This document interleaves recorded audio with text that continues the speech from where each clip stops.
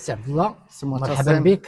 تنتواجدوا في رواق إينكس الشاوي بوا بمدينة سلا، والمناسبة هو معرضك فردي اللي اختاريته له واحد العنوان جميل، القصرية ولادة الطين. تكلمنا على هذا المشروع هذا اللي قدمتيه اليوم في الفيرنيساج ديالو اليوم.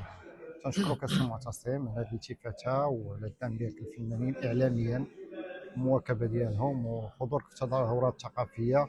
تنحييوك على هذا البرنامج ديالك وبرنامج الدردشه مع فنان اللي اصبحت هو واحد الجزء وصبحتي تتغني به هو الساحه التشكيليه. دائما تتفاجئنا بواحد المستملحات جميله، وهي تخدم الحقل التشكيلي المغربي بواحد الطريقه جميله جدا، طريقه ذكيه. نشكرك عليها وتنتمنى لك فيها التوفيق والنجاح. انا سعيد اليوم تنتواجد برواق إينكس الشاوي بوا. تنشكر من هذا المنبر السي عادل الشاوي على هذا الدعم وعلى هذه الالتفاته، انه فتح لنا الباب ديال الرواق ديالو باش نعرضوا هذه الابداعات الفنيه اللي كانت حبيسه ديال المحراب ديالي وخرجت للوجود باش تلاقى بواحد الناس اللي تيعشقوا الفن وتيحبوا الفن، ونعرض فيه التجربه ديالي اللي كنت تكلمت عليها في 2021 ديال المشروع ديال القصريه اللي كنت تحدثت عليه في واحد القناه ديال تيلي ماروك.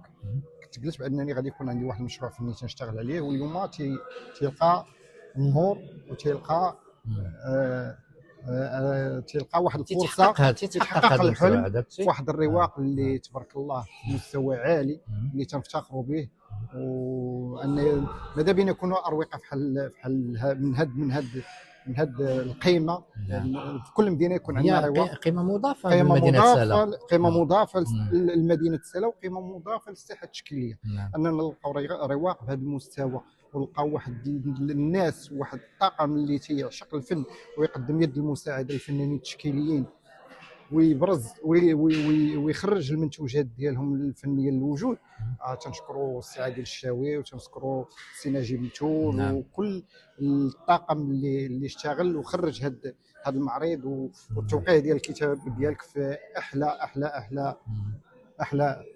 احلى الاوقات واللحظات احلى اللحظات مع اناس نعزهم ونحترمهم ونحبهم. نعم.